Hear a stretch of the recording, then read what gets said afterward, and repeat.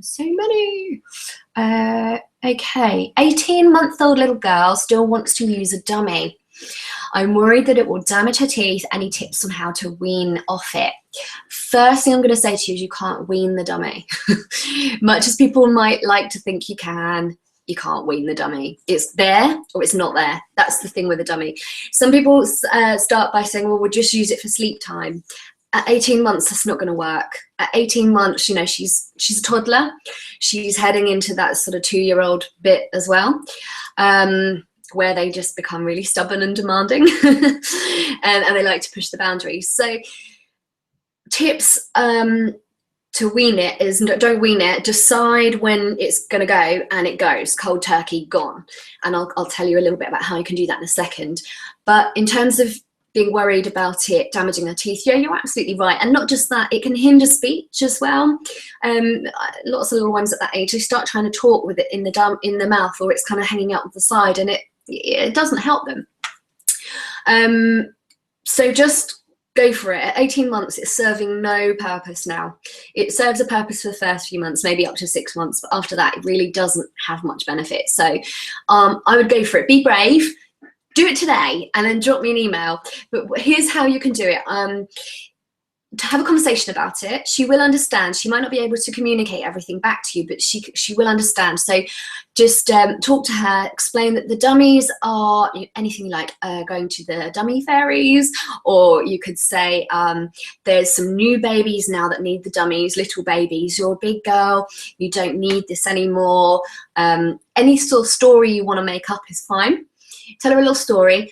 I would suggest that you have some kind of prize, gift, reward, something that you can insert at that moment, so that whilst you break the bad news, the dummies have gone, you can then go, but for being very brave about this big occasion, we have got you this, I don't know, new toy, new teddy, something that will make her think, okay, well, look, for being brave and not having the dummy anymore, I've got this thing. And you know, it can help. It can help because it's a distraction.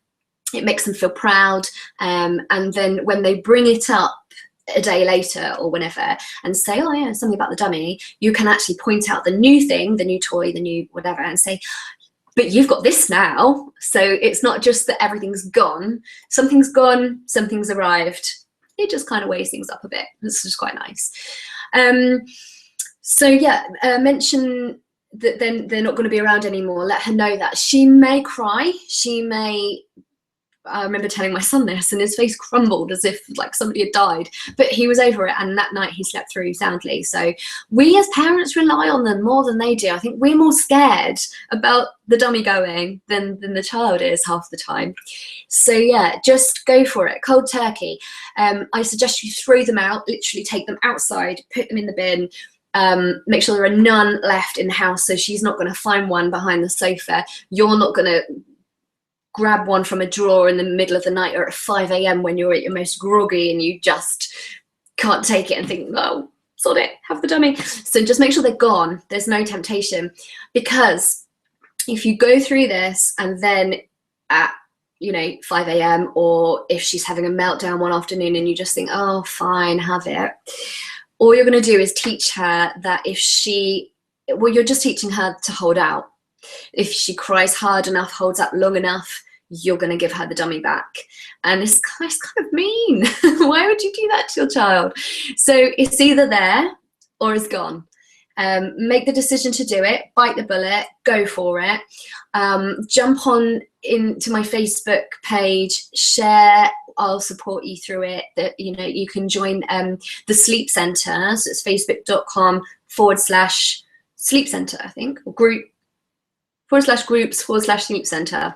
That's join there. That's my support group where loads of parents ask questions, support each other. You'll find you're not the only one going through it, so it's quite nice to have that around you. Make sure you've got some support and go for it is the best advice I can give you.